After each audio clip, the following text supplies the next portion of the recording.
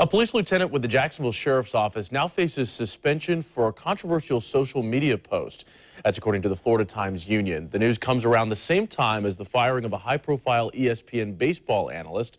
He made a social media post involving the transgender bathroom issue. 1004 Scott Johnson takes a closer look at the post, stirring up controversy.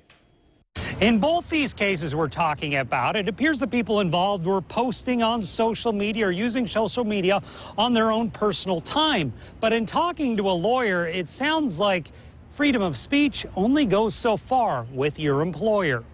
We first learned of the story involving Lieutenant Trudy Callahan in February when she came under investigation for what was described by some as a racist Instagram post. Now the Florida Times-Union is reporting that Callahan has been suspended for 10 days. The paper reports that Callahan testified to Internal Affairs that the post was being taken out of context and twisted and turned to fit people's agendas. The paper says it was a reposting of a composite image of a black man from another city with a caption that included the N-word. Her comment, the paper says, "I could be a sketch artist." And this news is coming around the same time that ESPN fires Curt Schilling for commenting on this picture that was on Facebook. A man is a man no matter what they call themselves. I don't care what they are, who they sleep with. Men's room was designed for the women's, not so much. Now you need laws telling us differently? Pathetic. That comment led to Schilling's firing.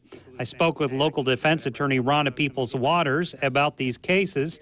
She says this goes to show that when you work for a company or police agency, freedom of speech only goes so far.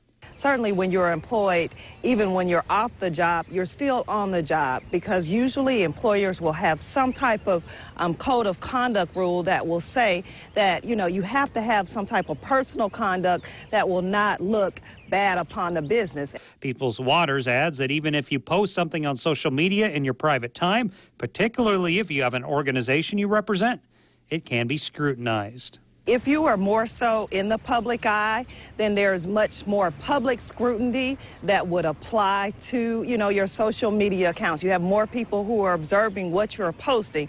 So certainly when you're in the public eye, I believe that there is even a higher standard that applies to making sure that you have to be careful to conform to the on-job, conduct that's expected. Since the news about Officer Callahan first started coming out in February, she has stepped down in her position on the board of directors with the local police union.